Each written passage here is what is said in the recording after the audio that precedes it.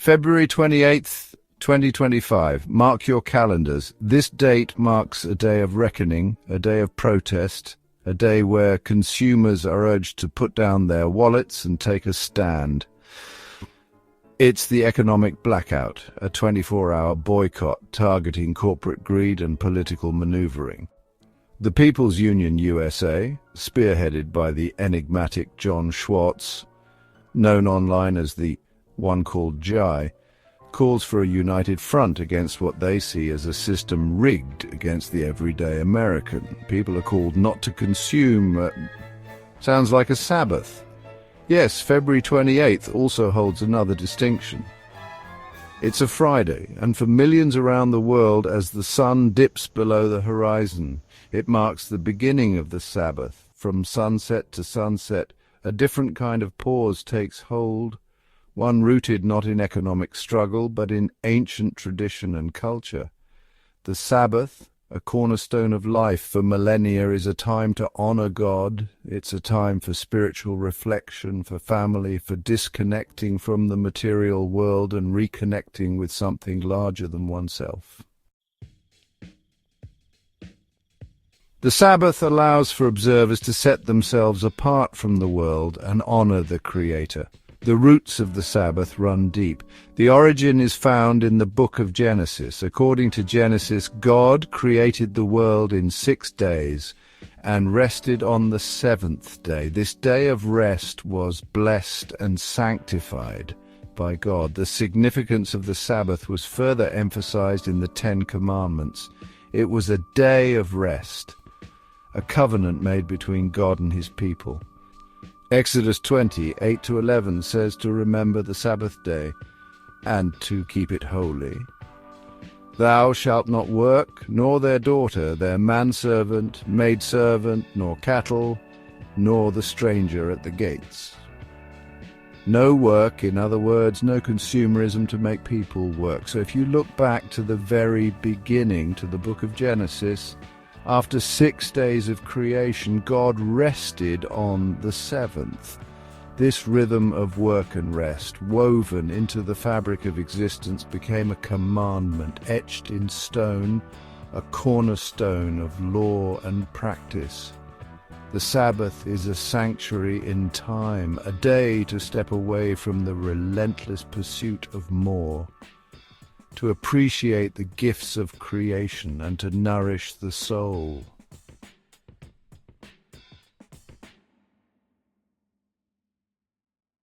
The outside world, with its deadlines and demands, fades away, replaced by a quiet hum of contemplation. It's a time to discuss, to debate, to reconnect with the spiritual and communal aspects of life.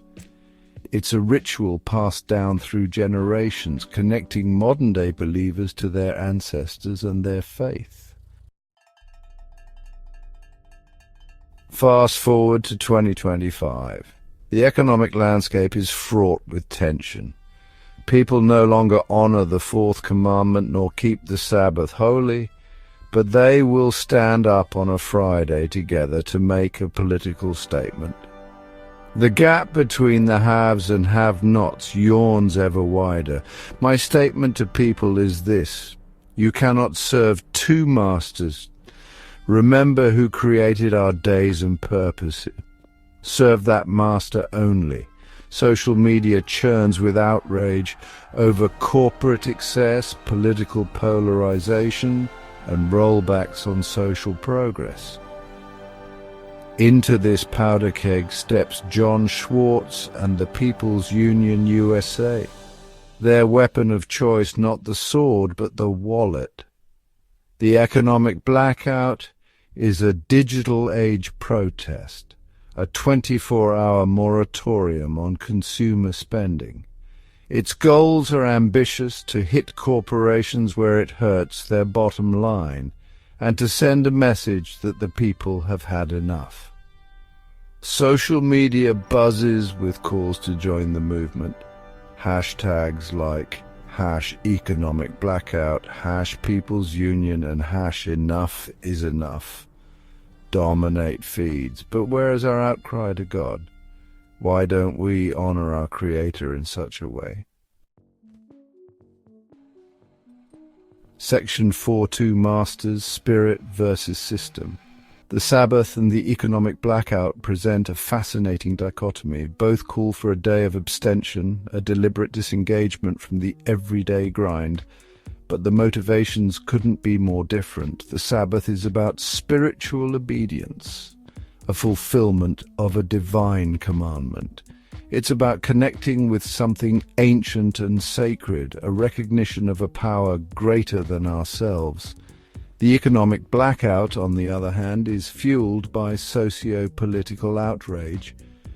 Can we really make a change or difference, or can God? Who is our faith in? The rebellion against a system perceived as unjust and unsustainable is really a slap in the face to God. If you can't observe the Sabbath, but observe a one-day economic blackout for political purposes on the Sabbath day, what does this say to God? What does this say about your walk? Your faith? This contrast highlights the age-old tension between spiritual and material pursuits, between answering to a higher power and taking matters into our own hands. Participation in these two events paints a telling picture. The Sabbath, by its very nature, is primarily observed by those who are called by God and walk by the light of the Old Testament. It's a ritual woven into the tapestry of cultural identity passed down to our children. The economic blackout, however, casts a much wider net. Its message of economic justice resonates across religious, political, and social divides. Anyone who feels the sting of economic inequality, who's frustrated with corporate greed or the current political climate, is invited to participate. The barrier to entry is low. Simply put down your wallet and refuse to participate in the consumerist machine. The price for not honoring God's word to keep the Sabbath day holy, well, you decide it's worth. Section 6. The ripple effect, impact and change. The impact of the Sabbath and the economic blackout also differ significantly. The Sabbath, with its millennia-old roots, and up until recently was honored by everyone who believed in the Bible at sundown Friday night to sundown Saturday. Genesis says that the evening and the morning were the first day. It's a day that shapes not just 24 hours, but a way of life. It's a reminder to prioritize family, faith, and spiritual growth over material pursuits. Its impact is deeply personal, fostering a sense of connection, peace, and belonging. The economic blackout, however, aims for a more immediate and tangible impact.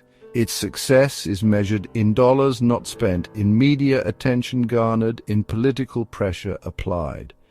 Whether it can achieve its ambitious goals of curbing corporate greed and forcing systemic change remains to be seen. The history of boycotts is littered with mixed results. Some, like the Montgomery bus boycott, sparked monumental shifts. Others fizzled, their impact negligible. Section 7. Echoes of values in a divided world. The Sabbath and the economic blackout, though vastly different in origin and execution, offer a poignant reflection of our times. They highlight the conflicting values that tug at the fabric of society. On the one hand, the yearning for spiritual connection, for a respite from the relentless pace of modern life. On the other, the burning desire for economic justice, for a fairer system that works for everyone, not just the privileged few. Our current climate is politically charged due to the massive divide in beliefs between the two parties. As the sun sets on February 28, 2025, and the Sabbath begins, will we heed the ancient call to disconnect from the material world and reconnect with something larger than ourselves? I won't even think or worry about all this strife. It's a day to rest from it And when the clock strikes midnight, signaling the end of the economic blackout, will we return to business as usual, or will something have shifted? Will we carry the spirit of protest, the commitment to a more just and equitable world, into the days that follow? Will they find a deeper meaning by participating? These are the questions that hang in the balance, a testament to the enduring power of belief, action, and the enduring human search for meaning in a complex and ever-changing world.